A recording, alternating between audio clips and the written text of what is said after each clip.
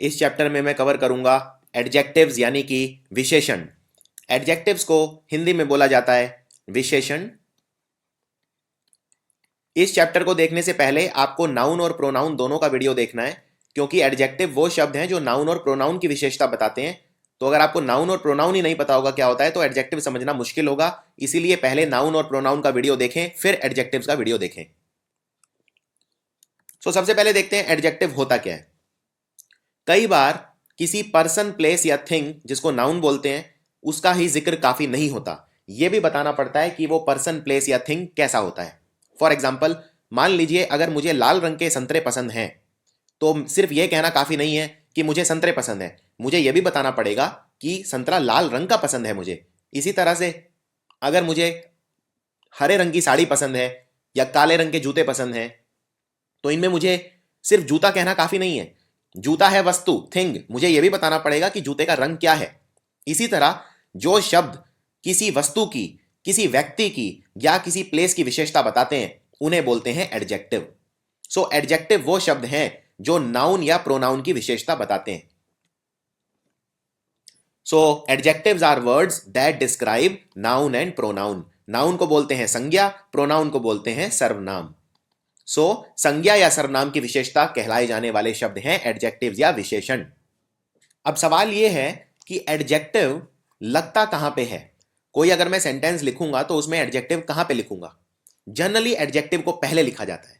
Generally, ऐसा कोई fix rule नहीं है, लेकिन 99% केस में एडजेक्टिव पहले लिखा जाता है। फॉर एग्जाम्पल, अब ये देखिए, मुझे विंटर का मौसम पसंद है। अब मौसम क्या हो गया, कोई चीज हो गई, यानी कोई थिंग। और मौसम की विशेषता कैसी है, मुझे कैसा पसंद है, यानी विंटर, तो विंटर हो गया एडजेक्टिव यानी विशेषण। इसी तरह से मुझे नई पतंग पसंद है या मैंने नई पतंग देखी, तो पतंग क्या हो गई, कोई वस्तु यानी कि थिंग। और इसकी विशेषता क्या है, पतंग कैसी है, नई, तो नई हो गया एडजेक्टिव। इसी तरह से एडजेक्टिव दिखाता है कोई चीज किस तरह की है या कौन सी है या कितनी है। जैसे फॉर एग्जाम्पल, मैंने 2 पेड़ उगाए, वी प्लांटेड 2 ट्रीज। ट्रीज क्या है, कोई वस्तु है, उसकी विशेषता क्या है, मैंने कितने पेड़ उगाए। कौन सा ऐसा शब्द है जो इसकी विशेषता बता रहा है, शब्द है 2, 2, यानी ये है 2 एडजेक्टिव। इसी तरह से हाउ मच, कोई चीज कितनी है, वो भी एडजेक्टिव का काम करती है। फॉर एग्जाम्पल, यह ड्रेस $30 की है, तो यहां पे डॉलर हो गया कोई वस्तु, और 30 क्या है इसकी विशेषता, तो 30 हो गया एडजेक्टिव। अब आपके लिए अभ्यास, आपको यह बताना है इन सेंटेंसेस में एडजेक्टिव कौन सा है। पहला sentence, she dives into the chilly pool. आप ये वीडियो को यहीं पॉज कर सकते हैं और पहले खुद कोशिश कीजिए, उसके बाद एक्सप्लेनेशन देखिए। पहला सेंटेंस है, she dives into the chilly pool. वो एक बहुत ही ठंडे पूल में डाइव करती है, गोता लगाती है, कूदती है। अब इसमें देखिए, she dives into the chilly pool. Pool क्या है, कोई प्लेस है, कोई जगह है, तालाब। और तालाब कैसा है, तालाब है चिली यानी ठंडा, तो तालाब की विशेषता है चिली, तो चिली हो गया एडजेक्टिव। अगला sentence, Angela takes an old towel to swim meets for good luck. Angela एक पुराना टॉवल लेके जाती है जब वो स्विमिंग करने जाती है, इससे वो ये मानती है कि उसको गुड लक आएगा। ठीक है, तो इसमें टावल, टावल कोई वस्तु है, यानी टावल हो गया नाउन, कोई वस्तु। और टावल की विशेषता क्या है, वो पुराना है, तो पुराना शब्द हो गया ओल्ड एडजेक्टिव, क्योंकि नाउन और प्रोनाउन की विशेषता जो बताता है वो होता है एडजेक्टिव। आगे बढ़ते हैं, वो गुड लक, लक क्या हो गया, भाग्य, कोई चीज है भाग्य, यानी वस्तु, यानी थिंग, यानी नाउन। और भाग्य कैसा, गुड, तो गुड हो गया एडजेक्टिव। आखिरी वाला है, Angela wins a blue ribbon for first place. Angela ने एक ब्लू रिबन जीता जब उसका पहला स्थान आया तब, तो रिबन हो गया कोई वस्तु और ब्लू हो गई उसकी विशेषता, तो ब्लू हो गया एडजेक्टिव। इसी तरह प्लेस, फर्स्ट प्लेस आई तो प्लेस हो गई कोई वस्तु और फर्स्ट हो गया उसका विशेषण। ये हैं आंसर्स। ज्यादातर एडजेक्टिव जो हैं वो पहले लगते हैं, जैसा मैंने बताया, नाउन या प्रोनाउन जिसको वो डिस्क्राइब कर रहे हैं उसके पहले लगेंगे, लेकिन बाद में भी कई बार लगाए जा सकते हैं, ऐसा कोई जरूरी नहीं है कि हमेशा पहले लगेंगे। फॉर एग्जाम्पल, अब देखिए इस सेंटेंस को, the eager and excited players took the field. यानी कि जो प्लेयर थे वो ईगर थे यानी आतुर थे और उत्तेजित थे यानी एक्साइटेड थे। सो ईगर और एक्साइटेड प्लेयर्स, यहां पे प्लेयर्स क्या है, कोई पर्सन है, तो पर्सन है यानी कि पर्सन प्लेस और थिंग नाउन होते हैं, यानी प्लेयर्स हो गए नाउन, और नाउन की विशेषता क्या है कि वो ईगर और एक्साइटेड थे, तो ईगर और एक्साइटेड हो गया एडजेक्टिव। आप इसको बाद में भी लिख सकते हैं, आप ये भी बोल सकते हैं the players comma eager and excited comma took the field, यानी ये ईगर और एक्साइटेड भी यहां प्लेयर्स को ही डिस्क्राइब कर रहा है, प्लेयर्स की ही विशेषता बता रहा है, इस सेंटेंस में ये गलत नहीं है। लेकिन जनरली हम जब एडजेक्टिव्स को बाद में लगाते हैं तो कॉमा लगा के हम सेपरेट कर देते हैं। अब इनमें सेंटेंस में पहचानिए कि एडजेक्टिव कौन सा है और इसमें कहां कहां लगाए। अब पहले वाला सेंटेंस है आई लाइक ब्लू स्कर्ट, मुझे ब्लू स्कर्ट पसंद है, तो स्कर्ट क्या है, कोई चीज हो गई, वस्तु, थिंग यानी नाउन, और ब्लू हो गई उसकी विशेषता, तो ब्लू हो गया एडजेक्टिव। यानी यहां पे एडजेक्टिव नाउन के पहले लगाए, जिसको वो डिस्क्राइब कर रहा है जिस चीज को, उसके पहले लगाए। लेकिन ये वाला सेंटेंस देखिए, शी इज फैट, वो मोटी है, तो इसमें फैट शब्द किसके लिए आया है, शी के लिए आया है, तो शी इज फैट, और शी क्या है, प्रोनाउन, तो ठीक है, नाउन और प्रोनाउन की विशेषता बताते हैं एडजेक्टिव, तो शी की विशेषता बता रहा है फैट, यानी फैट है एडजेक्टिव। देखने वाली बात यह है कि यहां पे एडजेक्टिव शी के बाद में लगाए, पहले नहीं लगा, यानी ज्यादातर टाइम तो यस पहले लगता है, लेकिन बाद में भी लगाया जा सकता है। अगर हम एडजेक्टिव को बाद में लगाते हैं तो उसे बोलते हैं प्रेडिकेट एडजेक्टिव, जो हम बाद में लगाते हैं। For example the students were happy, अब यहां पे स्टूडेंट्स के पर्सन हो गए यानी नाउन हो गए, और नाउन की विशेषता क्या है, स्टूडेंट्स कैसे थे, स्टूडेंट्स हैप्पी थे, यानी द स्टूडेंट्स वर हैप्पी में हैप्पी हो गया एडजेक्टिव, और ये स्टूडेंट्स के बाद में लगा है। ऐसा नहीं है अंग्रेजी भाषा में कि कोई शब्द एडजेक्टिव होता है या कोई शब्द नाउन होता है या कोई शब्द विशेषण या कारक या कंजंक्शन, सब कुछ सेंटेंस के ऊपर डिपेंड करता है। अगर एक सेंटेंस में सेम शब्द नाउन का भी काम कर सकता है और सेम शब्द एडजेक्टिव का भी काम कर सकता है। फॉर एग्जाम्पल अब ये देखिए, मैं हॉलीवुड में रहता हूं, आई लिव इन हॉलीवुड, यहां पे हॉलीवुड क्या है, शब्द, मैं हॉलीवुड में रहता हूं यानी हॉलीवुड किसी जगह का नाम है, यानी आई लिव इन हॉलीवुड, यानी ये प्लेस है, प्लेस है तो मतलब इसमें ये नाउन का काम कर रहा है। लेकिन अगर मैं बोलता हूं कि मैं हॉलीवुड की पिक्चरें देखता हूं, यानी आई एंजॉय हॉलीवुड मूवीज, अब यहां पे हॉलीवुड कोई जगह नहीं है, हॉलीवुड एक तरह की मूवीज हैं, और मूवीज क्या है, मूवीज कोई थिंग है, कोई वस्तु है, यानी मूवीज हो गया नाउन, और हॉलीवुड बता रहा है मूवीज की विशेषता, यानी हॉलीवुड हो गया एडजेक्टिव। यानी कि सेम शब्द एक सेंटेंस में नाउन का काम कर रहा है, दूसरे सेंटेंस में एडजेक्टिव का काम कर रहा है। अब सबसे पहले एक एक करके हम सारे एडजेक्टिव को डिटेल में देखेंगे, एग्जाम में आने वाले क्वेश्चंस देखेंगे, और बहुत ही डिटेल में, बहुत ही कंसेप्ट्स के साथ हम कोशिश करेंगे कि विशेषण या एडजेक्टिव्स को समझें। सबसे पहले देखते हैं नंबर्स। नंबर्स भी हम एडजेक्टिव्स की तरह यूज करते हैं, हम देख चुके हैं, क्योंकि नंबर भी किसी ना चीज की तरह विशेषता बताते हैं। फॉर एग्जाम्पल अगर मैं बोलता हूं कि मैंने एक संतरा खाया, तो संतरे की विशेषता क्या है कि वो एक था, तो एक हो गया एडजेक्टिव। राज ने 112 मील गाड़ी चलाई, तो 112 मील की विशेषता बता रहा है, यानी 112 हो गया एडजेक्टिव। उसे 2 घंटे लगे जाने में, तो घंटे क्या हो गए, कोई थिंग हो गया, और 2 हो गया उसका एडजेक्टिव। अब एक इंपॉर्टेंट चीज, हमारे पास जब नंबर्स में बोलता हूं तो नंबर दो तरह के होते हैं, एक होता है कार्डिनल नंबर और एक होता है ऑर्डिनल नंबर। कार्डिनल नंबर वो होता है जैसे 1 2 3, यानी 1 2 3 4, जो नॉर्मल गिनती होती है उसे बोलते हैं कार्डिनल नंबर। लेकिन अगर मैं 1 बोलूं तो कार्डिनल, और अगर मैं बोलूं फर्स्ट, 1 से बनता है फर्स्ट, तो फर्स्ट हो गया ऑर्डिनल नंबर। 2 से बनता है सेकंड, यानी पहला, दूसरा, तीसरा, चौथा, पांचवा, छठा, सातवां, ये सब है ऑर्डिनल नंबर। और 1 2 3 4 5 6 नॉर्मल जो काउंटिंग होती है वो है कार्डिनल नंबर। और इनको इस्तेमाल कैसे करते हैं इस पे नजर डालते हैं। अब ये सेंटेंस देखिए और बताइए कि क्या इसमें कोई गलती है। पहला सेंटेंस है, अपना किताब का पन्ना 9वें पेज पर खोलो, so open your book on page 9th। और दूसरा है, वो छठी कक्षा में पढ़ती है, she studies in 6th class. अब देखिए यहां पे ये जो 9th है ये ऑर्डिनल नंबर है, और ऑर्डिनल नंबर नाउन के पहले लगता है, और ऑर्डिनल नंबर नाउन के पहले लगता है, यानी ये सेंटेंस गलत है। इसको ठीक करने के दो तरीके हैं, या तो आप बोलिए open your book on 9th page, 9th को पेज के पहले लगाइए, या फिर बोलिए open your book on page 9। ये दो तरीके हैं, यानी रूल ये है, ऑर्डिनल नंबर जब लगेगा तो हमेशा नाउन के पहले लगेगा, और कार्डिनल नंबर जब लगेगा तो हमेशा नाउन के बाद में लगेगा। इसी तरह से दूसरा सेंटेंस देखते हैं, she studies in 6th class. अब 6 क्या है यहां पे? Cardinal number. Cardinal number noun के बाद में लगता है, तो इस सेंटेंस को ठीक करने के दो तरीके हैं। या तो बोलिए शी स्टडीज इन क्लास 6, या बोलिए she studies in 6th class. अब सबसे इंपॉर्टेंट पार्ट पे आते हैं, विशेषण के, एडजेक्टिव के।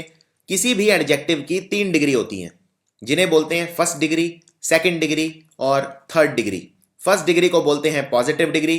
पॉजिटिव डिग्री हम यूज करते हैं किसी भी एडजेक्टिव की जो नॉर्मल फॉर्म होती है वो पॉजिटिव डिग्री होती है, ये किसी भी नाउन या प्रोनाउन को डिस्क्राइब करती है।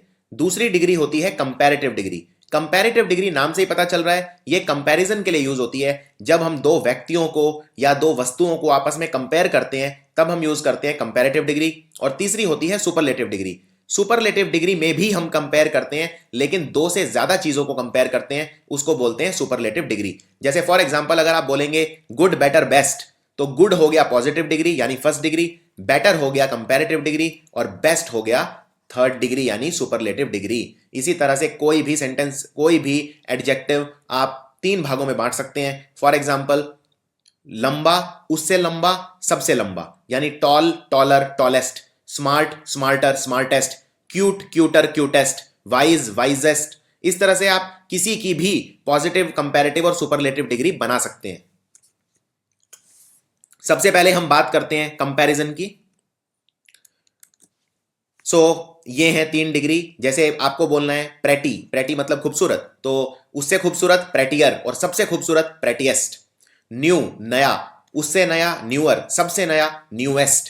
तो ये है बीच वाली कंपैरेटिव यानी सेकंड डिग्री, और ये है थर्ड डिग्री यानी सुपरलेटिव डिग्री, और ये है फर्स्ट डिग्री यानी पॉजिटिव डिग्री। अब रूल्स पे आते हैं। देखिए, पॉजिटिव, कंपैरेटिव और सुपरलेटिव डिग्री बनाते कैसे हैं ये भी पता होना चाहिए। मान लीजिए अगर मैं बोलता हूं स्मार्ट, तो स्मार्ट की दूसरी डिग्री कौन सी हो जाएगी? स्मार्टर, और तीसरी हो जाएगी स्मार्टेस्ट। यानी कि पॉजिटिव डिग्री में कुछ भी नहीं लगता, सिर्फ शब्द लगता है। सुपरलेटिव डिग्री में ईएसटी लग जाता है, और सेकंड डिग्री में ईआर लग जाता है। जनरली ये रूल फॉलो होता है। यानी कि कंपैरेटिव डिग्री बनाने में ईआर का इस्तेमाल करूंगा, जैसे smart, smarter, smartest, cute, cuter, cutest, और सुपरलेटिव बनाने में ईएस्ट का इस्तेमाल करूंगा। पॉजिटिव डिग्री, जैसे दैट कंप्यूटर इज फास्ट, वो कंप्यूटर फास्ट है। लेकिन कंपैरिजन करूंगा तो किसी दूसरे कंप्यूटर के साथ करूंगा, आप बोलेंगे that computer is faster than this computer, यानी वो वाला कंप्यूटर इस वाले कंप्यूटर से फास्ट है। यानी मैं कंपैरिजन कर रहा हूं दो चीजों के बीच में, यानी कंपैरेटिव डिग्री यूज करूंगा। और सुपरलेटिव मतलब जितने भी कंप्यूटर है उनमें ये वाला सबसे तेज है, यानी दो से ज्यादा चीजों में कंपैरिजन, तो सुपरलेटिव डिग्री यूज करूंगा। अब आपको बताना है इन सेंटेंसेस के अंदर सही क्या आएगा। वीडियो को यहीं रोक दीजिए, पहले खुद ट्राई कीजिए और फिर एक्सप्लेनेशन सुनिए। हर एक में मैंने 2 ऑप्शन दिए हैं। रानी के बाल कैरी के बाल से लंबे हैं, सो रानीज हेयर इज लॉन्गर या लॉन्गेस्ट। अब कंपैरिजन 2 में है तो longer. This room is the dash in the house, यह घर में कमरा सबसे बड़ा है। कमरे अब घर में बहुत सारे हैं, यानी बिगेस्ट। कंपैरिजन 2 से ज्यादा के बीच में हो रहा है। इसी तरह से यह जॉब बहुत हार्ड है, मेरा जो जॉब है बहुत हार्ड है। इसमें मैं अपने जॉब का मुकाबला किसी के साथ नहीं कर रहा हूं, मैं सिर्फ जॉब की विशेषता बता रहा हूं। यानी कोई 2 जॉब्स के बीच में कंपैरिजन नहीं है, यानी हार्ड होगा, सिर्फ हार्डर नहीं होगा। माई अंकल इज ओल्डर या ओल्डेस्ट देन माई मदर, मेरे अंकल मेरी मदर से उम्र में बड़े हैं, तो 2 लोगों के बीच कंपैरिजन है तो आप यूज करेंगे older. She told the funny या फनीएस्ट स्टोरी, उसने सबसे फनी स्टोरी सुनाई, यानी 2 से ज्यादा के बीच में कंपैरिजन है, यानी फनीएस्ट स्टोरी। अब एक और इंपॉर्टेंट कंसेप्ट, कई बार ऐसा संभव है कि आप ई आर और ई एस टी लगा के सेकेंड और थर्ड डिग्री ना बना पाए। बहुत सारे शब्द ऐसे हैं। फॉर एग्जाम्पल मान लीजिए शब्द है ब्यूटीफुल। अब आपको बोलना है कि कोई दूसरी लड़की ज्यादा ब्यूटीफुल है, तो क्या आप ब्यूटीफुलर बोल सकते हैं? नहीं, आप बोलेंगे मोर ब्यूटीफुल। या कम ब्यूटीफुल है तो क्या बोलेंगे? Less beautiful. यानी कि दूसरा डिग्री बनाने के लिए आप इस्तेमाल करते हैं मोर या लेस का। इसी तरह से थर्ड डिग्री बनाने के लिए आप इस्तेमाल करते हैं मोस्ट और लीस्ट का। अगर आपको बोलना है कोई सबसे खूबसूरत है तो आप बोलेंगे मोस्ट ब्यूटीफुल। इसी तरह कोई सबसे कम खूबसूरत है तो आप बोलेंगे लीस्ट ब्यूटीफुल, लेकिन आप ब्यूटीफुलेस्ट नहीं बोल सकते। तो कई बार शब्द में खुद परिवर्तन संभव नहीं है। शब्द के अंदर आप ER और EST लगा के सेकंड और थर्ड डिग्री नहीं बना सकते। उस सेंस में आप यूज करेंगे मोर, लेस, मोस्ट और लीस्ट। इसके कुछ एग्जांपल देखते हैं। फॉर एग्जांपल, डिलीशियस मतलब होता है स्वादिष्ट। अगर आप बोलना चाहते हैं खाना स्वादिष्ट है तो आप बोलेंगे फूड इज डिलीशियस। अगर आप दो खाने को कंपेयर करते हैं, ये वाला खाना दूसरे वाले से ज्यादा डिलीशियस है तो आप बोलेंगे मोर डिलीशियस। और सबसे डिलीशियस है, सबसे स्वादिष्ट खाना है तो आप बोलेंगे मोस्ट डिलीशियस। इसी तरह से अगर कोई चीज सहायक है तो हेल्पफुल है, कम हेल्पफुल है तो लेस हेल्पफुल, और सबसे कम है तो लीस्ट हेल्पफुल।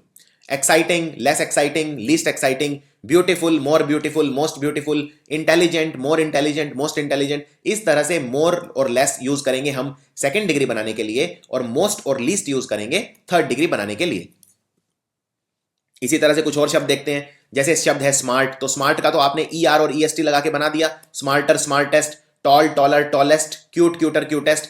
लेकिन ब्यूटीफुल और एक्साइटिंग में क्या लगाएंगे? मोर, लेस और मोस्ट या लीस्ट। अब देखते हैं कुछ थोड़े से डिफिकल्ट लेवल के डिग्री। ये बहुत ही अलग तरीके के हैं, इनको अच्छे से याद कर लीजिए। कम से कम 5 मिनट लगा के इस स्लाइड को अच्छे से याद करना है आपको। ये थोड़े से मुश्किल लेवल के हैं, ये अलग हैं, इनमें कोई रूल अप्लाई नहीं होता। ये थोड़े अलग हैं, इनमें कोई भी रूल अप्लाई नहीं होता।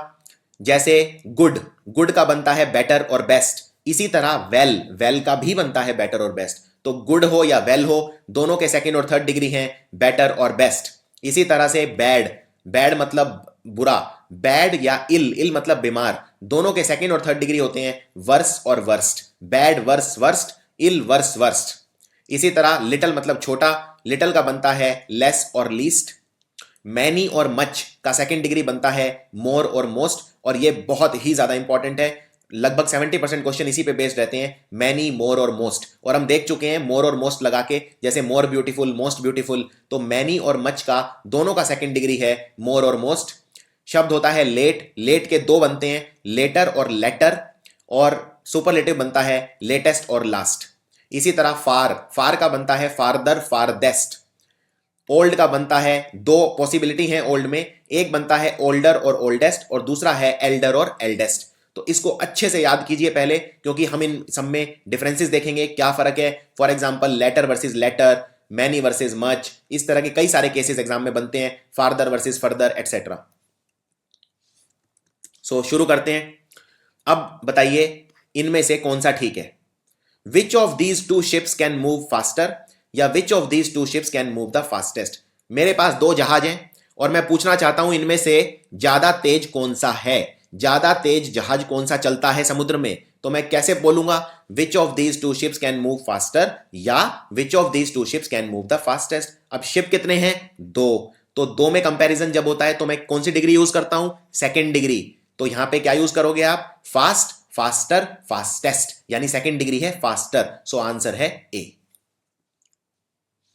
लेकिन अगर मेरे पास 3 जहाज हैं तो मैं क्या बोलूंगा? Which of these 3 ships can move the fastest, क्योंकि अब कंपैरिजन 2 से ज्यादा के लिए ही हो रहा है। सुपरलेटिव डिग्री लगाने के लिए कम से कम 3 चीजें मुझे चाहिए, कम से कम 3 हो तो मैं सुपरलेटिव लगा सकता हूं, 2 से ज्यादा के लिए मैं सुपरलेटिव लगा सकता हूं। अब आपको 2 सेंटेंस दिखाऊंगा, आप बताइए इनमें गलती क्या है। वो दुनिया की सबसे खूबसूरत लड़की है, she is most beautiful girl in the world. और दूसरा, मैं अपनी क्लास में बेस्ट हूं, I am best in my class. क्या इनमें आपको कोई गलती नजर आती है? थोड़ा सा विचार कीजिए, वीडियो को यहीं रोक दीजिए और कोशिश कीजिए। देखिए इनमें गलती यह है, जब भी मैं सुपरलेटिव डिग्री लगाऊंगा, ये रूल लगा लीजिए, ये बिल्कुल इंपॉर्टेंट रूल है, ये वायलेट नहीं हो सकता। सुपरलेटिव डिग्री वाले शब्द के पहले हमेशा लगता है दा, तो इसमें दा नहीं लगाया हुआ है। अब यहां पे मोस्ट ब्यूटीफुल क्या है? थर्ड डिग्री है। Beautiful, more beautiful, most beautiful, यानी मोस्ट ब्यूटीफुल है थर्ड डिग्री, और थर्ड डिग्री के पहले हमेशा दा लगता है। तो इसमें होगा she is the most beautiful girl in the world, और इसमें होगा आई एम द बेस्ट, क्योंकि बेस्ट क्या है यहां पे? गुड, बेटर, बेस्ट, यानी बेस्ट थर्ड डिग्री है। थर्ड डिग्री के पहले हमेशा लगेगा द। तो ये रूल है, always use the before a superlative degree. So इनके आंसर हो गए, she is the most beautiful girl in the world and I am the best in my class. अगला रूल देखते हैं। जब भी मैं दो चीजों में कंपैरिजन करता हूं तो कंपैरेटिव डिग्री के पहले लगता है द और बाद में लगता है ऑफ। इसी तरह अगर मैं दो से ज्यादा के बीच में कंपैरिजन करता हूं और एक को चूज करता हूं, ध्यान से सुनिए ये रूल, पहले मैं रिपीट कर देता हूं। अगर मैं दो चीजों के बीच में कंपैरिजन करता हूं और उनमें एक को चूज करना है मुझे दो में से, तो मैं डिग्री यूज करूंगा कंपैरेटिव, क्योंकि कंपैरिजन दो के बीच में हो रहा है, लेकिन मैं कंपैरिजन से पहले दा लगाऊंगा और कंपैरिजन के बाद में ऑफ लगाऊंगा। इसी तरह अगर मैं दो से ज्यादा चीजों के बीच में कंपैरिजन कर रहा हूं और मुझे एक को चूज करना है, तो मैं सुपरलेटिव डिग्री के पहले दा लगाऊंगा, बाद में ऑफ लगाऊंगा। आइए इसका उदाहरण देखते हैं, क्योंकि हर रूल उदाहरण से ही क्लियर होता है। मान लो दो भाई हैं और मुझे बोलना है, अब दो भाई के बीच में मैं कंपैरिजन करना चाहता हूं, दोनों भाई को कंपेयर कर रहा हूं और मेरे को दोनों में से एक चूज करना है। तो मैं बोलूंगा, मान लो ए वाला भाई मुझे ज्यादा अच्छा लगता है, ए वाला भाई ज्यादा अच्छा है, तो मैं बोलना चाहता हूं ए वाला बेटर है। अब दो में कंपेयर कर रहा हूं तो मैं शब्द क्या यूज करूंगा, कंपैरेटिव डिग्री यूज करूंगा, क्योंकि दो में कंपैरिजन हो रहा है। दो में कंपैरिजन हो रहा है तो मैं सेकंड डिग्री यूज करूंगा, तो गुड बेटर बेस्ट यानी मैं बेटर यूज करूंगा। तो मैं बोलूंगा ही is the better of the two brothers, यानी अब इसमें बेटर के पहले मैंने लगाया है द और बाद में लगाया है ऑफ। इसी तरह जब मैं दो से ज्यादा को कंपेयर करूंगा तो मैं कौन सी डिग्री यूज करूंगा, थर्ड डिग्री, तो गुड बेटर बेस्ट यानी मैं बेस्ट यूज करूंगा। तो तीन भाई हैं, दो से ज्यादा हैं, यानी बेस्ट यूज करूंगा, बेस्ट से पहले लगेगा द और बाद में लगेगा ऑफ, तो मैं लिखूंगा ही is the best of the three brothers. यानी कि जब मुझे दो में कंपैरिजन करना होता है तो मैं सेकंड डिग्री यूज करता हूं, पहले लगता है द, बाद में लगता है ऑफ, अगर मुझे दो में से एक को चूज करना है तो। और अगर मुझे तीन में कंपैरिजन करना है दो से ज्यादा में, तो मैं थर्ड डिग्री यूज करूंगा और पहले लगेगा द, बाद में लगेगा ऑफ, अगर मुझे एक को चूज करना है तो। आइए इसके कुछ और उदाहरण देखते हैं। She is the smartest of all the girls. कक्षा में जितनी भी लड़कियां हैं वो सबसे स्मार्ट है। अब कक्षा में बहुत सारी लड़कियां हैं, यानी मैं थर्ड डिग्री यूज करूंगा, तो थर्ड डिग्री क्या बन गया, स्मार्ट, स्मार्टर, स्मार्टेस्ट, तो मैं यूज करूंगा स्मार्टेस्ट। स्मार्टेस्ट से पहले लगा है द, बाद में लगा है ऑफ, क्योंकि मैंने जितनी भी गर्ल्स हैं उनमें से एक को सिलेक्ट करा है, एक को चूज करा है। इसी तरह से ही is the tallest of all the boys in the class. Class में जितने भी लड़के हैं उनमें वो सबसे लंबा है, सो ही इज द टॉलेस्ट। मैं थर्ड डिग्री यूज करूंगा, पहले लगेगा द, बाद में लगेगा ऑफ, और मैं यूज करूंगा टॉलेस्ट, क्योंकि मैंने जितने भी लड़के हैं क्लास में उनमें से ही उसको एक को चूज किया है। लेकिन अगर मान लो दो भाई हैं और मुझे बोलना है दोनों में एक कोई चूज करके कि वो वाला ज्यादा लंबा है, तो दो हैं तो मैं यूज करूंगा सेकंड डिग्री, यानी टॉल, टॉलर, टॉलेस्ट, यानी मैं यूज करूंगा टॉलर, पहले लगेगा द, बाद में लगेगा ऑफ, और मैं एक को चूज करूंगा ही, so he is the taller of the two brothers. So अब आई होप आपको ये रूल एकदम क्लियर हो गया होगा। अब एक और रूल, कंपैरेटिव डिग्री बनाने के लिए जब मैं कंपैरिजन करता हूं तो सेकंड डिग्री के साथ या तो मैं देन का इस्तेमाल करता हूं या मैं टू का इस्तेमाल करता हूं। फॉर एग्जाम्पल, अगर मुझे बोलना है कि मैं तुमसे ज्यादा अच्छा हूं, तो आप बोलेंगे I am better than you. मैं तुमसे ज्यादा स्मार्ट हूं, आई एम स्मार्टर देन यू, यानी मैंने सेकंड डिग्री के बाद देन लगाया है, देन लगता है सेकंड डिग्री के बाद। इसी तरह टू भी लगता है सेकंड डिग्री के बाद। कुछ शब्द ऐसे हैं जो एग्जाम में बार बार पूछे जाते हैं, वो क्यों, क्योंकि इनके साथ देन नहीं लगता, इनके साथ टू लगता है। वैसे तो बहुत सारे शब्द हैं, लेकिन आपके लेवल के लिए ये चार आपको याद रखने हैं। एग्जाम में इन चारों के अलावा और शब्द नहीं पूछे जाते। ये चार शब्द हैं सीनियर, जूनियर, सुपीरियर और इंफीरियर। इनके साथ देन नहीं लगेगा, इनके साथ टू लगेगा, इस बात का ध्यान रखना है। फॉर एग्जाम्पल, अगर आपको बोलना है मैं तुमसे ज्यादा सुपीरियर हूं, आप बोलेंगे I am superior to you. आप ये नहीं बोलेंगे I am superior than you, वो गलत हो जाएगा। I am superior to you. Superior, inferior, junior और सीनियर के साथ टू लगता है, देन नहीं लगता है। फॉर एग्जाम्पल, अगर आपको किसी को बोलना है मैं तुमसे ज्यादा सीनियर हूं, तो आप बोलेंगे I am senior to you, आप ये नहीं बोलेंगे I am senior than you. अब इसमें बताइए क्या आएगा। मैंने आपको एक फिल इन द ब्लैंक दिया है, I am smarter and taller dash you. अब देखिए स्मार्टर के साथ क्या लगता है, देन। जो मैंने आपको चार शब्द बताए हैं, सुपीरियर, इंफीरियर, जूनियर और सीनियर, सिर्फ उनके साथ टू लगेगा। अगर उनके साथ कोई भी और शब्द है तो देन लगेगा। यानी स्मार्टर उन चारों शब्दों में नहीं आता, तो स्मार्टर के साथ देन लगेगा। और टॉलर के साथ भी क्या लगता है, देन। तो दोनों के साथ जब सेम ही लगेगा तो यहां फिल इन द ब्लैंक में भी सेम शब्द आ जाएगा। इसी तरह से अगर आपको किसी को बोलना है मैं तुमसे ज्यादा जूनियर हूं लेकिन तुमसे फिर भी सुपीरियर हूं, तो अब जूनियर के साथ क्या लगता है, टू, और सुपीरियर के साथ टू, तो यहां पे क्या आ जाएगा, टू। लेकिन प्रॉब्लम आएगी इस तरह के सेंटेंस में। अब इसमें बताइए क्या आएगा, मैं तुमसे ज्यादा स्मार्ट भी हूं और सुपीरियर भी हूं। अब इसमें प्रॉब्लम यह है कि यहां पे मैं फिल इन द ब्लैंक में क्या भरूं, क्योंकि स्मार्टर के साथ तो लगता है देन और सुपीरियर के साथ लगता है टू, तो दोनों अलग अलग हो गए। यानी मैं यहां पे क्या भरूं, अब तो यहां पे आप वो भरेंगे जो उसके साथ आएगा। फॉर एग्जाम्पल यहां पे दोनों में अलग अलग है तो दोनों लगाएंगे। आप बोलेंगे I am smarter than and superior to you. अगर दोनों के साथ अलग अलग लग रहे हैं, एक के साथ देन दूसरे के साथ टू, तो आपको दोनों लगाने पड़ेंगे।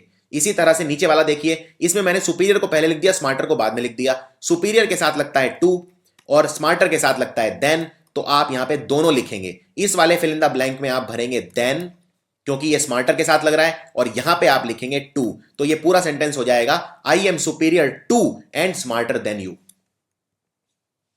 अब इसमें बताइए क्या आएगा, I am taller and senior dash you. इस वाले फिल इन द ब्लैंक में क्या भरेंगे और इस सेंटेंस को ठीक कैसे करेंगे। सो टॉलर के साथ लगता है देन और सीनियर के साथ लगता है टू, तो यहां पे फिल इन द ब्लैंक में तो टू आएगा, लेकिन टॉलर के बाद लगता है देन, तो यहां देन भी आएगा। यानी ये पूरा सेंटेंस होगा I am taller than and senior to you.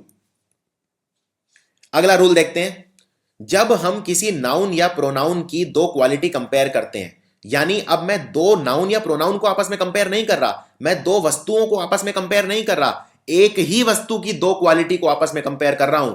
तो जब मैं एक ही वस्तु की दो क्वालिटी को आपस में कंपेयर करता हूं, उनमें मैं मोर प्लस पॉजिटिव डिग्री लगाऊंगा, कंपैरेटिव डिग्री नहीं लगाऊंगा।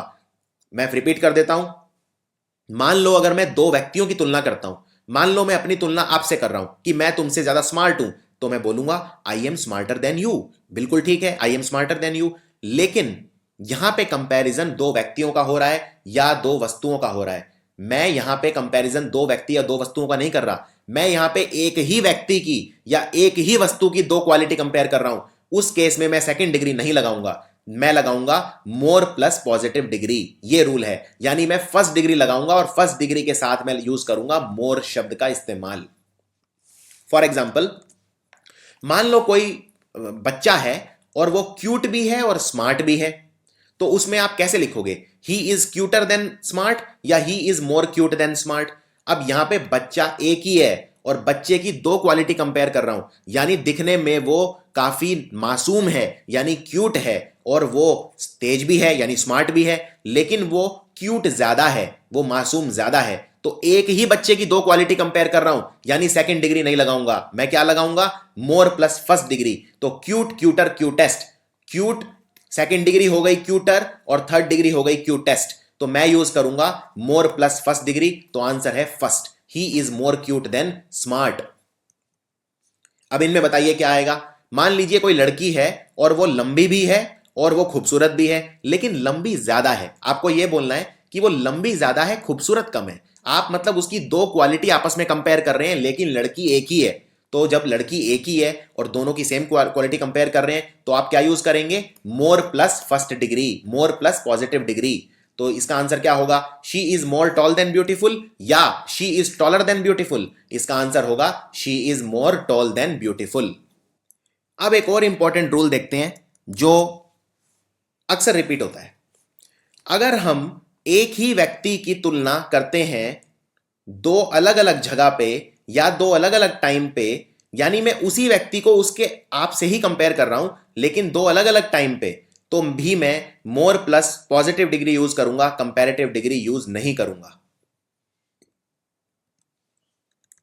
उदाहरण के तौर पे आज मैं ज्यादा स्मार्ट हूं जितना मैं 10 साल पहले था। अब इसमें मैं अपनी तुलना अपने आप से कर रहा हूं, मैं अपनी तुलना किसी और व्यक्ति से नहीं कर रहा हूं, इसलिए मैं कंपैरेटिव डिग्री यूज नहीं करूंगा। मैं यूज करूंगा मोर प्लस फर्स्ट डिग्री यानी मोर प्लस पॉजिटिव डिग्री। मैं क्योंकि अपनी तुलना अपने आप से ही कर रहा हूं, मैं जो 10 साल पहले स्मार्ट था और जो मैं आज स्मार्ट हूं उसमें फर्क है। आज मैं ज्यादा स्मार्ट हूं जितना मैं 10 साल पहले था। सो आप क्या बोलेंगे, I am smarter now than I was 10 years back, या I am more smart now than I was 10 years back. तो मैं अपनी तुलना अपने आप से ही कर रहा हूं, दो व्यक्तियों से नहीं कर रहा, यानी सेकंड डिग्री यूज नहीं करूंगा, मैं यूज करूंगा फर्स्ट डिग्री, लेकिन साथ में यूज करूंगा मोर। तो आंसर है I am more smart now than I was 10 years back. चलिए आपके लिए एक अभ्यास, बताइए इनमें से कौन सा ठीक है। I am lonelier in India than I was in USA, या I am more lonely in India than I was in USA, मैं इंडिया में ज्यादा लोनली, ज्यादा अकेलापन फील करता हूं अमेरिका के मुकाबले। तो क्या आंसर होगा? अब इसमें मैं दो अलग अलग जगह पे हूं, लेकिन तुलना मैं अपनी ही कर रहा हूं। मैं इंडिया में भी लोनली हूं, अमेरिका में भी लोनली हूं, लेकिन इंडिया में ज्यादा लोनली हूं, यानी अपनी तुलना अपने आप से ही कर रहा हूं, जो मैं इंडिया में हूं और जो मैं अमेरिका में था। यानी मैं यूज करूंगा I am more plus first degree, यानी I am more lonely in India than I was in USA is the answer.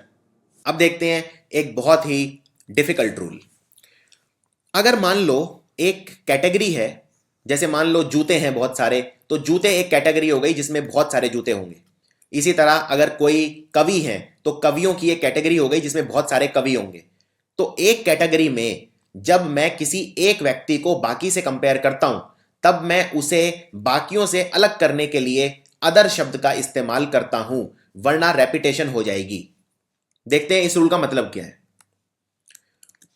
मैं बोलना चाहता हूं कि दुनिया में जितने भी बल्लेबाज हैं सचिन उनमें सबसे अच्छा है, तो मैं इसको कैसे लिखूंगा? Sachin is better than all the cricketers in the world, या Sachin is better than all the other cricketers in the world.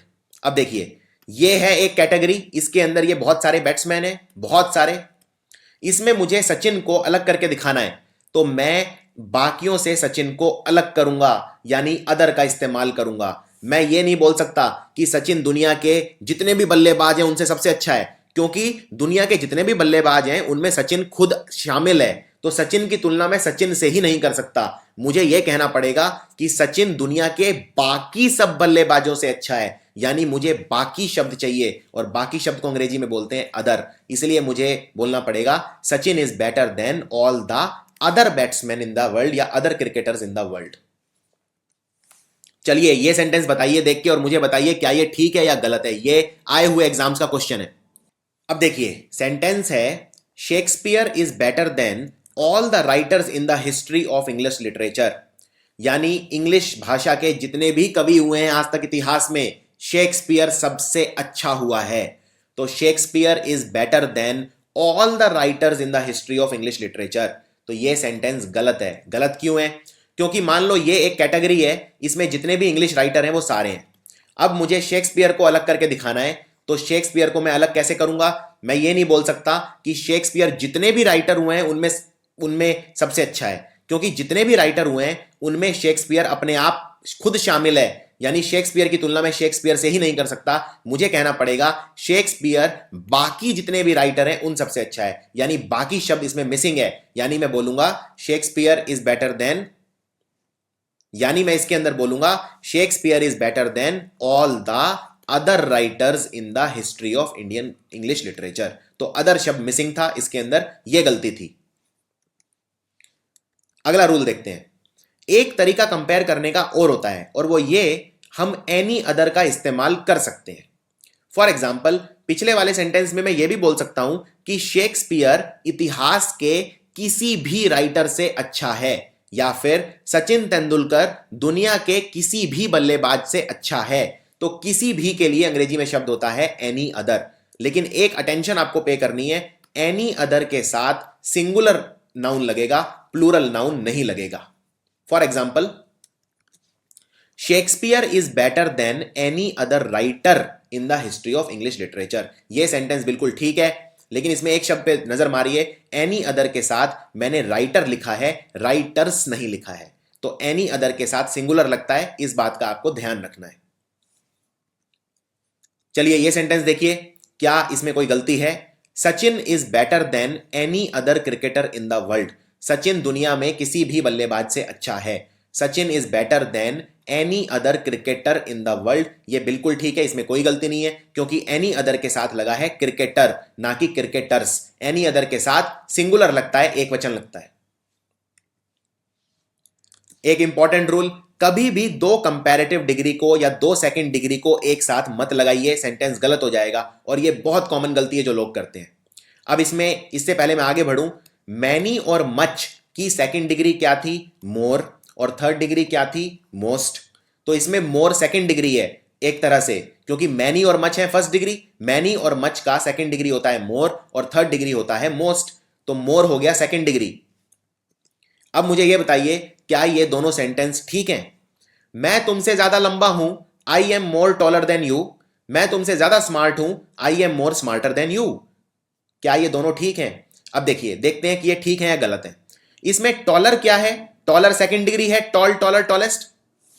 और ये मोर क्या है? इसमें ये मोर भी तो सेकंड डिग्री है, क्योंकि मैनी और मच का सेकंड डिग्री होता है मोर। अब इसमें दो सेकंड डिग्री एक साथ लगा रखी है, यानी ये सेंटेंस गलत है, क्योंकि रूल ये बोलता है दो सेकंड डिग्री एक साथ नहीं लग सकती। तो इसको ठीक कैसे करूं? मोर हटा दो, इतना काफी है। I am taller then you, खत्म, मैं तुमसे ज्यादा लंबा हूं, मोर की जरूरत नहीं है। इसी तरह से आई am more smarter than you, ये भी गलत है, क्योंकि स्मार्ट, स्मार्टर, स्मार्टेस्ट, स्मार्टर हो गई सेकंड डिग्री, मैनी का हो गया मोर सेकंड डिग्री, तो दो सेकंड डिग्री फिर से एक साथ लगा दी, यानी इसका आंसर होगा I am smarter than you, more की जरूरत नहीं है। अब कुछ ऐसे शब्द बताता हूं जिनके साथ सेकंड डिग्री और थर्ड डिग्री लग ही नहीं सकता। ना तो इनके साथ सेकंड डिग्री लगेगा, ना थर्ड डिग्री लगेगा। और वो क्यों नहीं लगेगा? क्योंकि आप जानते हो सेकंड डिग्री में यूज करता हूं दो चीजों में कंपैरिजन के लिए, और सुपरलेटिव में यूज करता हूं तीन चीजों में, यानी दो से ज्यादा चीजों में कंपैरिजन के लिए। इन चीजों में कंपैरिजन संभव ही नहीं है। फॉर एग्जाम्पल, अगर मेरे पास दो गिलास हैं और एक गिलास कम भरा हुआ है और दूसरा गिलास ज्यादा भरा हुआ है, यहां तक भरा हुआ है, और पहला गिलास कम भरा हुआ है, क्या मैं ये बोल सकता हूं कि glass one is more empty than glass two, कि ग्लास एक पहले वाले से ज्यादा एम्प्टी है? नहीं बोल सकता, क्योंकि एम्प्टी का मतलब क्या होता है? बिल्कुल खाली, और जो चीज बिल्कुल खाली हो वो कम खाली और ज्यादा खाली कैसे हो सकती है? इसी तरह एम्प्टी शब्द के साथ मोर एम्प्टी और लेस एम्प्टी का कोई सेंस ही नहीं बनता। इसी तरह से वैक्यूम, क्या मैं ये बोल सकता हूं कि मेरे कमरे में वैक्यूम ज्यादा है आपके कमरे की बजाय? नहीं बोल सकता, क्योंकि वैक्यूम का मतलब होता है जहां पे हवा बिल्कुल ही नहीं होती। तो जहां पे हवा बिल्कुल ही नहीं होती वहां कम हवा और ज्यादा हवा का कोई सेंस ही नहीं है। इसी तरह से परफेक्ट, क्या मैं ये बोल सकता हूं कि मेरा वो वाला दोस्त ज्यादा परफेक्ट है, ये वाला कम परफेक्ट है? नहीं बोल सकता, क्योंकि परफेक्ट का मतलब ही होता है जो एकदम 100% होता है, उसको बोलते हैं परफेक्ट। तो उसमें कम परफेक्ट और ज्यादा परफेक्ट की कोई गुंजाइश ही नहीं है। इसी तरह ये शब्द एग्जाम में बार बार रिपीट होते हैं, इनमें मैं ये नहीं बोल सकता कि ये वाला कम है दूसरे वाला ज्यादा है। इन शब्दों के साथ सेकंड डिग्री और थर्ड डिग्री नहीं लगा सकता। ये शब्द हैं empty, vacuum, circular, triangle, square, यानी जो शेप होती हैं, everlasting, perfect, final, last, unique, supreme और इम्पॉसिबल। अब जैसे कई लोग बोलते हुए गलती करते हैं कि मेरे दो दोस्त हैं और जो दूसरे वाला है वो ज्यादा यूनिक है। यूनिक का मतलब होता है जिसके जैसा कोई दूसरा ना हो दुनिया में। तो जिसके जैसा कोई दूसरा दुनिया में है ही नहीं, आप उसको उससे कंपेयर कैसे कर सकते हैं? यानी यूनिक के साथ भी मोर unique, most unique, less unique, ये शब्द मैं नहीं लगा सकता। फॉर एग्जाम्पल, अब इसकी प्रैक्टिस करते हैं। I am more perfect than Ramesh, मैं रमेश से ज्यादा परफेक्ट हूं। क्या ये ठीक है? ये बिल्कुल गलत सेंटेंस है। मोर परफेक्ट, लेस परफेक्ट कुछ होता ही नहीं है। अगला sentence, good deeds are more everlasting than bad deeds. Everlasting मतलब क्या होता है? जो अनंत काल तक चले। अब जो चीज अनंत काल तक चलेगी, यानी जब तक दुनिया है इंफिनिटी तक चलेगी, वो कम और ज्यादा कैसे हो सकती है? तो ये सेंटेंस भी गलत है। हां, आप ये बोल सकते हैं good deeds are more lasting, लेकिन ये नहीं बोल सकते good deeds are more everlasting. Lasting का मतलब होता है जो चीज एक सीमित समय के लिए चलती है। मान लो आपके पास दो साबुन है, ये साबुन एक है और ये साबुन दो है, और साबुन एक ज्यादा लंबे समय तक काम करता है, तो आप ये बोल सकते हैं कि soap one is more lasting than soap two. पर आप ये नहीं बोल सकते कि soap one is more everlasting than soap two. इसी तरह से यह कहना भी गलत है कि my garden is more circular than your garden. मेरा गार्डन ज्यादा सर्कुलर है, आपका गार्डन कम सर्कुलर है। कोई सेंस नहीं बनता, क्योंकि सर्कल की एक ही शेप होती है, उसमें कम सर्कुलर और ज्यादा सर्कुलर कुछ नहीं होता। तो यह सेंटेंस भी गलत है। इस तरह से सेंटेंस करेक्शन जब आप करें तो आपको बहुत केयरफुल रहना है इसके अंदर। सो फॉर एग्जाम्पल, ये मैंने एक एग्जाम्पल आपको बताया था कि दो गिलास है मेरे पास, तो क्या मैं ये बोल सकता हूं this glass is more empty than the one next to it? नहीं बोल सकता। मोर एम्प्टी, लेस एम्प्टी कुछ होता ही नहीं है। एम्प्टी का मतलब होता है जिसके अंदर कुछ भी नहीं होता। अब देखते हैं एक बहुत इंपॉर्टेंट रूल। जब मैं एडजेक्टिव्स को, विशेषण को ज्वाइन करता हूं आपस में कंजंक्शन से, कंजंक्शन मतलब संयोजक, जैसे एंड, बट, ये सारे जो शब्द हैं ये कंजंक्शन होते हैं जो दो सेंटेंस जोड़ने में मदद करते हैं। जब मैं एडजेक्टिव्स को कंजंक्शन से ज्वाइन करता हूं तो दोनों एडजेक्टिव सेम डिग्री के अंदर होने चाहिए, अगर वो एक ही नाउन और प्रोनाउन को डिस्क्राइब कर रहे हैं तो। फॉर एग्जाम्पल, ये सेंटेंस देखिए, इसमें बताइए कौन सा ठीक है। नेहरू जो थे वो सबसे ज्यादा चतुर थे और सबसे ज्यादा नोबल थे यानी अच्छे आदमी थे।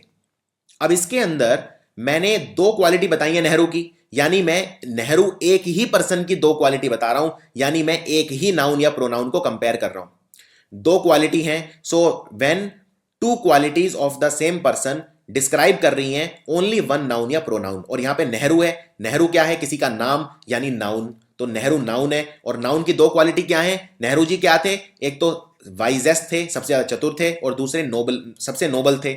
अब इसमें बीच में लगा है एंड, दो क्वालिटीज के बीच में कंजंक्शन लगा है। कंजंक्शन मतलब जो दो शब्दों को जोड़ता है, दो सेंटेंस को जोड़ता है। तो जब दो सेंटेंस को जोड़ने के लिए मैं कंजंक्शन का इस्तेमाल करूंगा, दो एडजेक्टिव्स को जोड़ने के लिए कंजंक्शन का इस्तेमाल करूंगा, तो दोनों सेम डिग्री में होंगे।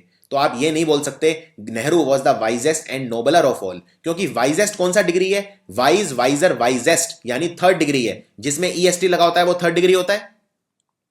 और नोबलर कौन सा डिग्री है, noble, nobler, noblest, nobler second degree है, जिसके अंदर ईआर लगता है वो सेकंड डिग्री है। तो एक थर्ड डिग्री और सेकंड डिग्री को मैं बीच में एंड से नहीं जोड़ सकता, दोनों सेकंड डिग्री होनी चाहिए या दोनों थर्ड डिग्री होनी चाहिए अगर बीच में एंड लगा है तो इसमें आप कैसे बोलेंगे, आप बोलेंगे Nehru was the wisest and the noblest of all, क्योंकि नोबलेस्ट कर दिया यानी अब नोबलेस्ट भी थर्ड डिग्री हो गई, दो थर्ड डिग्री को मैं बीच में सेम वर्ड से जोड़ सकता हूं। चलिए अब ये बताइए इस सेंटेंस में क्या गलती है। She is prettier and amusing than he is, यानी वो उस लड़के से ज्यादा खूबसूरत है और ज्यादा हंसी मजाक करने वाली लड़की है, यानी अम्यूजिंग है, एंटरटेनिंग है। अब इसमें मैंने बीच में एक लड़की की दो क्वालिटी बताई है कि वो प्रेटी है और अम्यूजिंग है, और दोनों के बीच में एंड लगाया है। एंड लगाया है मतलब दोनों क्वालिटी सेम डिग्री में होनी चाहिए। अब प्रेटियर कौन सी डिग्री है, प्रेटी, प्रेटियर, प्रेटिएस्ट, यानी ईआर लगाए, यानी ये सेकंड डिग्री है। और अम्यूजिंग कौन सी डिग्री है, अम्यूजिंग तो फर्स्ट डिग्री है, क्योंकि अम्यूजिंग का बनता है अम्यूजिंग, मोर अम्यूजिंग, मोस्ट अम्यूजिंग। तो एक सेकंड डिग्री और एक फर्स्ट डिग्री को मैं बीच में नहीं जोड़ सकता, एंड लगा के दोनों सेकंड डिग्री होनी चाहिए। तो इसको भी सेकंड डिग्री बना दीजिए, she is prettier and more amusing than he is.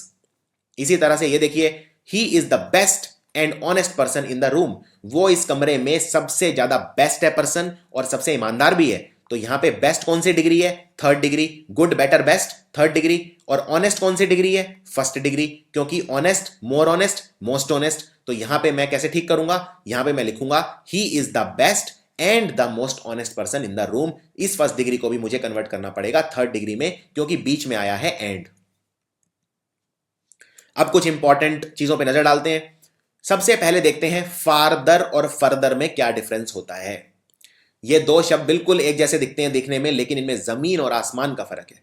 देखिए, फारदर शब्द बना फार से, और फार का मतलब क्या होता है अंग्रेजी में, फार मतलब होता है दूर, यानी मेरा घर बहुत दूर है, my house is very far, far मतलब दूर, फार से बना फारदर। यानी जब फिजिकल डिस्टेंस की बात होती है 10 किलोमीटर, 20 किलोमीटर, 25 किलोमीटर, तो मैं यूज करूंगा फारदर और फारदेस्ट।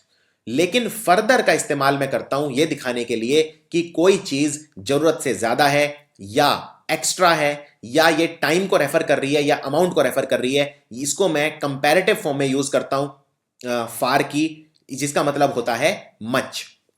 इसको उदाहरण के तौर पे देखते हैं। मान लो दो घर हैं, ये मेरा घर है जहां मैं रहता हूं, और ये घर है घर ए, और ये घर है घर बी। ये मेरे पड़ोसियों के घर हैं, घर ए और घर बी। इनमें ज्यादा दूर कौन सा है मेरे घर से, ये वाला घर बी है, ये ज्यादा दूर है। तो मैं बोलूंगा या मान लीजिए घर ए वाला ज्यादा दूर है, ये वाला घर ए है, ये वाला बी मान लेते हैं। सो ये वाला ए वाला घर ज्यादा दूर है, सो मैं बोलूंगा house A is farther from my house than house B, क्योंकि फिजिकल डिस्टेंस की बात हो रही है। मान लो ये जो ए वाला घर है ये 20 किलोमीटर दूर है और ये बी वाला घर 10 किलोमीटर दूर है, तो मैं बोलूंगा हाउस ए इज फारदर, क्योंकि मैं फिजिकल डिस्टेंस की बात कर रहा हूं, दूरी की बात कर रहा हूं।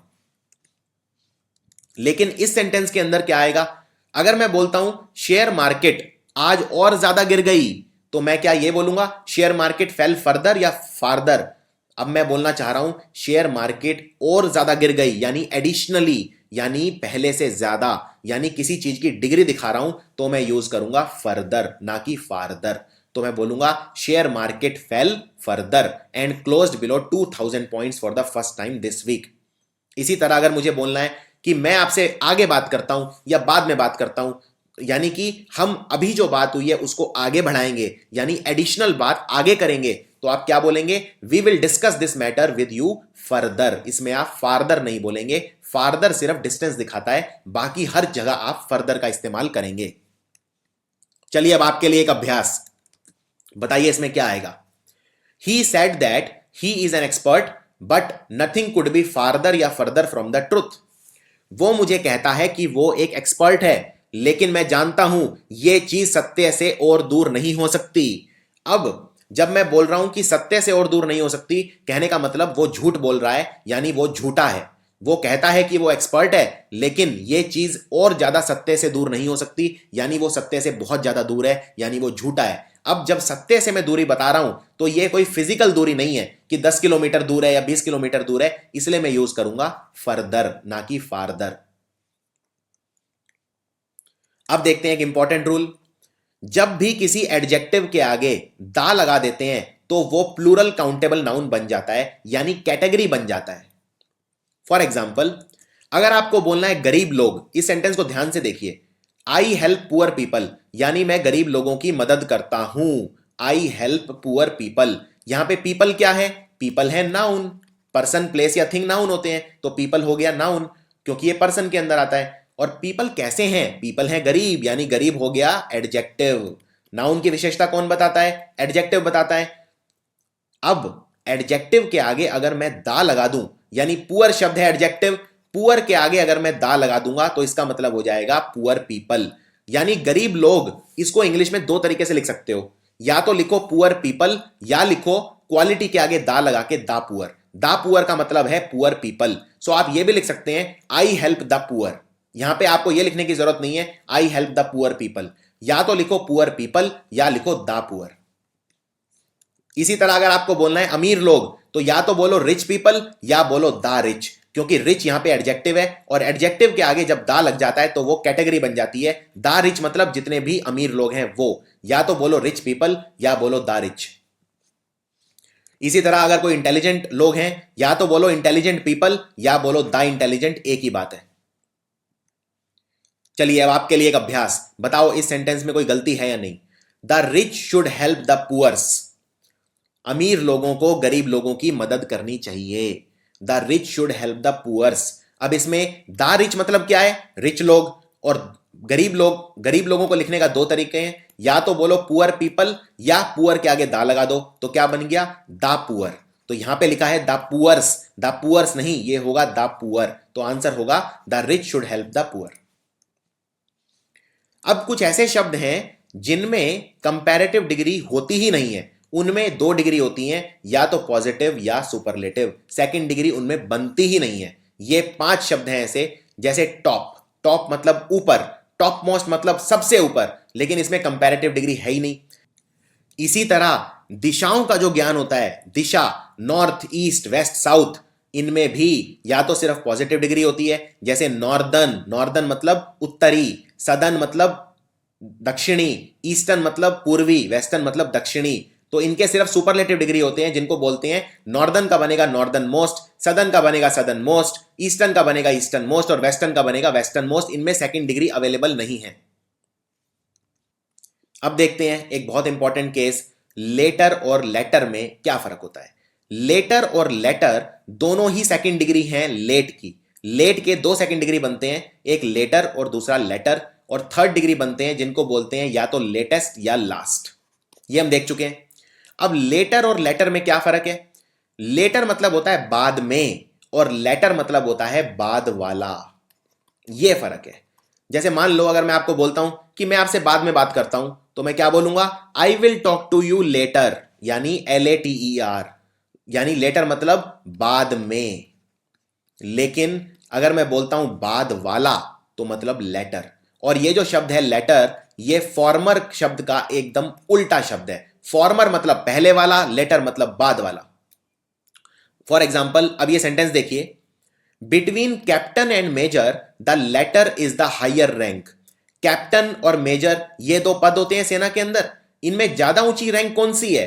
अब मैंने लिखा है, पहले लिखा है कैप्टन, बाद में लिखा है मेजर, और मैं बोल रहा हूं the latter is the higher rank, यानी बाद वाली, यानी मेजर ज्यादा ऊंची रैंक होती है, तो latter is the higher rank. Latter मतलब बाद वाली, यानी मैंने दो चीजें लिखी हैं, पहले वाली है कैप्टन यानी फॉर्मर, और बाद वाली है लेटर यानी मेजर, यानी मेजर जो है वो ज्यादा बड़ी रैंक है। इसी तरह से अगर मैं बोलता हूं कोई चीज अंत के नजदीक है तो भी मैं बोलूंगा लेटर। फॉर एग्जाम्पल, ये जो किताब है इसका जो क्लाइमैक्स है यानी किताब की जो एंडिंग है वो मुझे बहुत पसंद है, तो मैं बोलूंगा my favourite is the latter part of the book. Latter मतलब बाद वाला यानी एंड वाला पार्ट, और लेटर का मतलब होता है टाइम, बाद में। जैसे for example, she arrived an hour later than expected, वो 1 घंटा लेट आई, she arrived an hour later. तो लेटर हमेशा टाइम दिखाता है। मैं आपसे बाद में बात करूंगा, I will talk to you later, so I will talk to you later. अब आपके लिए एक अभ्यास, ये जो सेंटेंस है, अभ्यास से पहले एक सेंटेंस बताता हूं, बिल्कुल क्लियर हो जाएगा। इन Agra I saw the tomb of Akbar and the Taj Mahal. जब मैं आगरा गया तो मैंने 2 चीजें देखी, एक तो देखा मैंने अकबर का मकबरा यानी टॉम्ब ऑफ अकबर, और दूसरा मैंने देखा ताजमहल यानी द ताजमहल। इसमें मैं कहना चाह रहा हूं, although the former is near my house but the latter is my favourite. जो फॉर्मर वाला है वो मेरे घर के नजदीक है, लेकिन जो लेटर वाला है वो मेरा फेवरेट है। लेटर वाला, LATTER, यानी इसमें 2 चीजें लिखी हैं, एक तो है टॉम्ब ऑफ अकबर 1 और दूसरा ताजमहल। पहले कौन सा लिखा है? पहले लिखा है टॉम्ब ऑफ अकबर और बाद में क्या लिखा है? ताजमहल। तो फॉर्मर वाला नजदीक है मेरे घर के, यानी मेरे घर के नजदीक क्या है? टॉम्ब ऑफ अकबर या ताजमहल? मेरे घर के नजदीक है टॉम्ब ऑफ अकबर। लेकिन मेरा फेवरेट कौन सा है? द लेटर यानी बाद वाला, यानी ताजमहल मेरा फेवरेट है। सो आगरा में मैंने 2 चीजें देखी, tomb of Akbar and the Taj Mahal. The former is near my house but the latter और ताजमहल इज माई फेवरेट। अब देखते हैं ऑर्डर ऑफ एडजेक्टिव्स। एडजेक्टिव बहुत सारी चीजें बता सकते हैं, जैसे क्वांटिटी बता सकते हैं, क्वालिटी बता सकते हैं, साइज बता सकते हैं, age, shape, colour, nationality, material और पर्पस। तो इनका जो ऑर्डर रहेगा वो रहेगा ये, इसी ऑर्डर में आपको लिखना है एडजेक्टिव्स का। सबसे पहले किसी चीज की क्वालिटी, और ये मैं तब बता रहा हूं जब एडजेक्टिव सारे प्रेजेंट हो। तो कैसे डिसाइड करें कि कौन सा एडजेक्टिव पहले लगेगा? फॉर एग्जाम्पल, मान लीजिए आपके पास एक कुर्सी है और कुर्सी की 2 क्वालिटी हैं, एक कुर्सी लंबी है और दूसरी कुर्सी काले रंग की है। तो आप क्या बोलेंगे कि मेरे पास ब्लैक लॉन्ग चेयर है या लॉन्ग ब्लैक चेयर है? तो क्या बोलेंगे, पहले कौन सा क्वालिटी लिखेंगे? तो ये होता है ऑर्डर ऑफ एडजेक्टिव। ये आपको ये बताएगा पहले कौन सी क्वालिटी लिखते हैं। सबसे पहले लिखते हैं किसी भी चीज की क्वांटिटी, यानी वो चीज कितनी है या उस चीज का नंबर कितना है। दूसरा लिखते हैं क्वालिटी या ओपिनियन कैसा है, यानी वो चीज खूबसूरत है, बदसूरत है, क्या ओपिनियन क्या है आपका उसके बारे में। फिर लिखते हैं उसका साइज, फिर लिखते हैं एज, फिर लिखते हैं शेप, फिर लिखते हैं कलर, फिर लिखते हैं उसकी नेशनलिटी यानी कौन से देश की है वो, फिर लिखते हैं किस मटेरियल की बनी है, और आखिर में लिखते हैं उसका काम क्या है यानी पर्पस क्या है। सो इसको 5 मिनट लगा के अच्छे से याद कर लीजिए कौन सी चीज पहले लिखते हैं, फिर मैं क्वेश्चन का अभ्यास करवाऊंगा। अब बताइए इनमें से क्या आंसर होगा। I bought a beautiful long diamond wedding ring या I bought a long beautiful diamond wedding ring, इसमें आंसर क्या होगा? कौन सा ज्यादा ठीक है? मैंने एक डायमंड वेडिंग रिंग खरीदी, हीरे की अंगूठी खरीदी शादी के लिए, तो शादी क्या हो गया? पर्पस। डायमंड क्या हो गया? मटेरियल। लॉन्ग हो गया साइज, और ब्यूटीफुल हो गया मेरा ओपिनियन कि वो कैसी है? ब्यूटीफुल है। तो इसमें आंसर क्या होगा? आप ये ऑर्डर देख के आंसर डिसाइड कर सकते हैं। पहले आप क्या भरेंगे, ओपिनियन या साइज? तो पहले हमेशा ओपिनियन आता है कि कोई चीज कैसी है, तो आंसर होगा I bought a beautiful long diamond wedding ring, क्योंकि पहले हमेशा ओपिनियन आता है, फिर आता है साइज, और फिर आता है मटेरियल, फिर आता है पर्पस। तो इसमें आप कोई भी सेंटेंस इस तरह से बता सकते हैं। फॉर एग्जाम्पल, ये अभ्यास कीजिए, एक चक्कू मेरी टेबल पे है और चक्कू की 2 क्वालिटी है। चक्कू लंबा है, बहुत बड़ा है, बिग है, और पैना है यानी शार्प है। तो आप कैसे लिखेंगे? अ बिग शार्प नाइफ या a sharp big knife is kept on the table. तो पहले क्या आता है? पहले आता है ओपिनियन यानी क्वालिटी, पहले ओपिनियन और क्वालिटी आती है। तो चक्कू की क्वालिटी कैसी है कि वो पैना है, और फिर आता है साइज। तो आंसर होगा a sharp big knife is kept on the table. अब देखते हैं एल्डर और ओल्डर में क्या फर्क होता है। देखिए, अंग्रेजी में शब्द होता है ओल्ड, ओल्ड की 2nd डिग्री होती है एल्डर, और 2nd डिग्री ओल्डर भी होती है, और 3rd डिग्री बन जाती है ओल्डेस्ट और एल्डेस्ट। तो 2nd डिग्री एल्डर और ओल्डर बनी है और सेम शब्द की बनी है, यानी दोनों में फर्क तो जरूर होगा। तो क्या फर्क है? दोनों का मतलब होता है एज में ज्यादा, एल्डर भी और ओल्डर भी, लेकिन दोनों में बहुत ज्यादा फर्क है। और वो फर्क क्या है देखते हैं। देखिए, एल्डर मतलब होता है जब हम सिर्फ ह्यूमन बींग्स की बात करते हैं, जब हम मैन वुमेन यानी ह्यूमन बींग्स की बात करते हैं तो एल्डर लगाते हैं। और जनरल सेंस में हम लगाते हैं ओल्डर।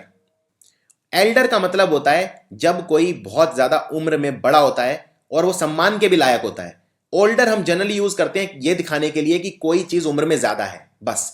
और एल्डर का इस्तेमाल हम सिर्फ ह्यूमन बीइंग के लिए करते हैं, ये आपको याद रखना है। ओल्डर का इस्तेमाल हम ह्यूमन बीइंग के लिए भी कर सकते हैं और बाकी चीजों के लिए भी कर सकते हैं। एक और डिफरेंस, एल्डर के साथ लगता है टू और ओल्डर के साथ लगता है देन। ये एक इंपॉर्टेंट डिफरेंस है।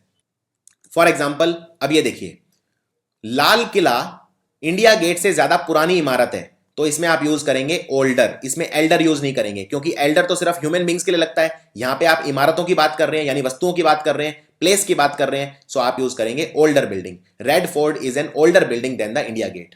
इसी तरह से अगर आप मुझसे उम्र में बड़े हैं तो मैं बोलूंगा you are elder to me, क्योंकि ह्यूमन बींग्स के लिए बात हो रही है, हम दोनों ह्यूमन बींग्स हैं, और एल्डर के साथ लगता है टू। सो आप ये बोलेंगे you are older than me या you are elder to me. Elder के साथ लगता है टू, ओल्डर के साथ लगता है देन। इसी तरह he is older than I am, वो मुझसे ज्यादा बड़ा है उम्र में, he is older than I am, या he is elder to me, दोनों ठीक है। लेकिन यह कहना गलत है he is elder than I am, elder के साथ देन नहीं लगता, एल्डर के साथ टू लगता है। इसके अलावा एक और एल्डर का इस्तेमाल होता है। एल्डर यह दिखाता है कि कोई एज में काफी ओल्ड है, और अगर वो ओल्ड है तो वो सम्मान का अधिकारी है, यानी वो एक अचीवमेंट है उसका, वो पर्सन की पोजीशन दिखाता है एल्डर। फॉर एग्जाम्पल वो सुप्रीम कोर्ट का सबसे एल्डर मेंबर है, सो आप बोलेंगे he is an elder member of the supreme court, यानी वो सम्मान के लायक है। इसमें आप ये नहीं बोल सकते he is an older member of the supreme court. अगर आप बोलते हैं he is an older member of the supreme court, मतलब वो सुप्रीम कोर्ट का कोई पुराना मेंबर है। ये नहीं दिखाएगा कि वो सुप्रीम कोर्ट का बहुत ऊंचा मेंबर है, वो सिर्फ दिखाएगा कि वो पुराना है। तो ओल्डर का इस्तेमाल हम जनरली कोई चीज सिर्फ ये दिखाने के लिए करते हैं कि कोई चीज पुरानी है। जैसे लाल किले की इमारत ज्यादा पुरानी है, लेकिन यह जरूरी नहीं है कि लाल किले की इमारत सबसे उत्तम है। तो एल्डर का इस्तेमाल जो करते हैं जनरली उत्तम के सेंस में करते हैं।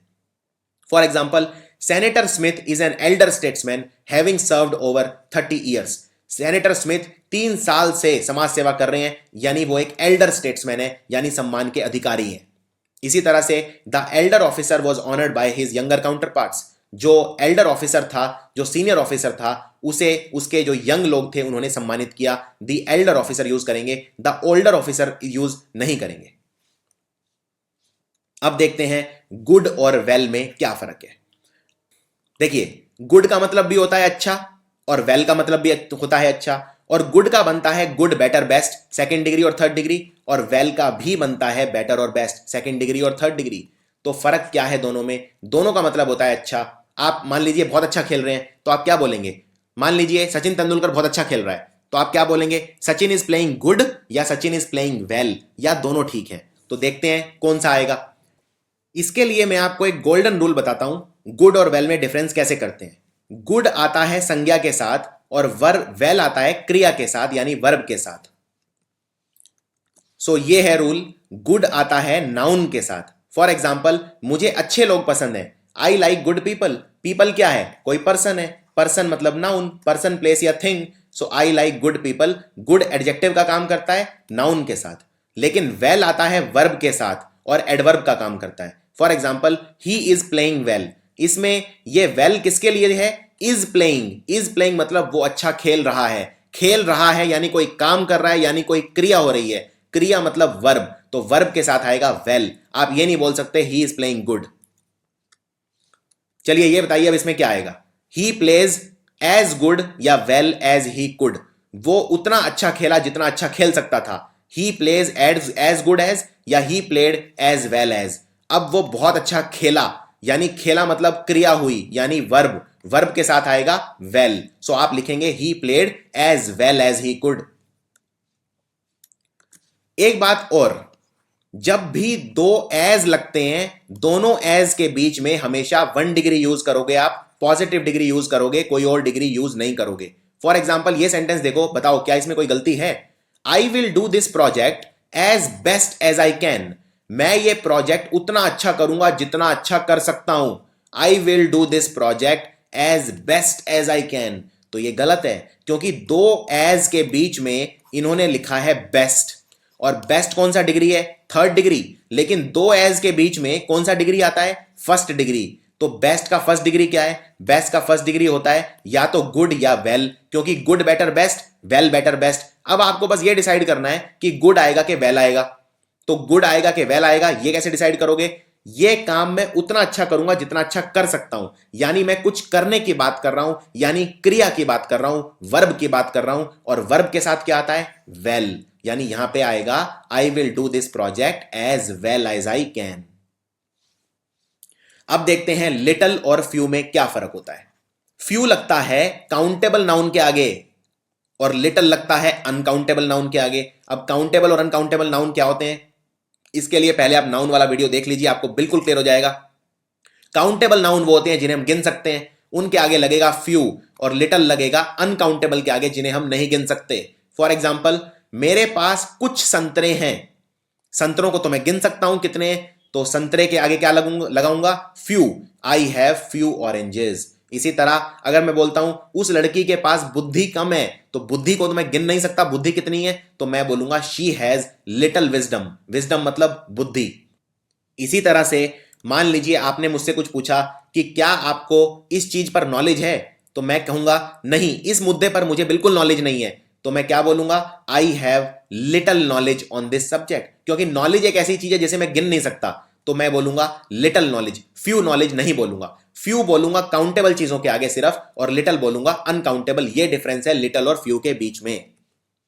यही सेम डिफरेंस है मैनी और मच के बीच में। मैनी यूज होता है काउंटेबल चीजों के आगे जिन्हें मैं गिन सकता हूं, और मच यूज होता है अनकाउंटेबल नाउन्स के साथ। सो फॉर एग्जाम्पल, मेरे बहुत सारे दोस्त हैं, आई हैव मैनी फ्रेंड्स, क्योंकि मैं अपने फ्रेंड्स को गिन सकता हूं।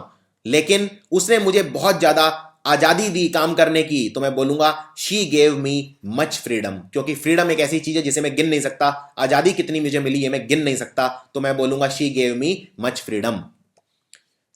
चलिए एक सेंटेंस देखिए, वीडियो को यहीं रोक दीजिए और बताइए इसमें कोई गलती है या नहीं है। सेंटेंस का मतलब है आज मैं बहुत सारी चॉकलेट और बहुत सारा दूध खरीदूंगा। I will buy many chocolates and milk to get today. इसमें क्या गलती है? इसमें गलती यह है, चॉकलेट को तो मैं गिन सकता हूं, बिल्कुल ठीक है, तो मैंने लिख दिया मैनी चॉकलेट्स, पर मिल्क अनकाउंटेबल नाउन है, दूध को मैं गिन नहीं सकता कि एक दूध, दो दूध, तीन दूध। हां, 1 लीटर दूध बोल सकता हूं, 2 लीटर बोल सकता हूं, लेकिन दूध अपने आप में अनकाउंटेबल नाउन है, तो मैं ये बोलूंगा I will buy many chocolates and much milk today. इसी तरह शब्द होते हैं अ लॉट ऑफ या लॉट्स ऑफ। ये अनकाउंटेबल और काउंटेबल दोनों के लिए लग सकते हैं। या तो आप लिखिए अ लॉट ऑफ या लिखिए लॉट्स ऑफ, बात एक ही है। फॉर एग्जाम्पल, मेरे पास बहुत नॉलेज है, I have a lot of knowledge भी ठीक है, I have lots of knowledge भी ठीक है। इसी तरह से मेरे पास बहुत सारी कुर्सियां हैं, अब कुर्सियां तो काउंटेबल हैं, लेकिन फिर भी मैं यूज कर सकता हूं अ लॉट ऑफ। इसलिए इन शब्दों का इस्तेमाल बहुत ज्यादा किया जाता है, क्योंकि ये अनकाउंटेबल और काउंटेबल दोनों के साथ इस्तेमाल की जा सकती हैं बिना डरे। चलिए आपके लिए एक अभ्यास, इसमें बताइए क्या आएगा, मैनी आएगा कि मच आएगा? एज मैनी या much as 4 prime ministers of India have been elected from Rajya Sabha. Bharat के 4 प्रधानमंत्री ऐसे हैं जो राज्यसभा से प्रधानमंत्री बन चुके हैं। अब देखिए इसमें कितने प्रधानमंत्री हैं? 4, यानी मैंने गिन लिया, यानी ये काउंटेबल है।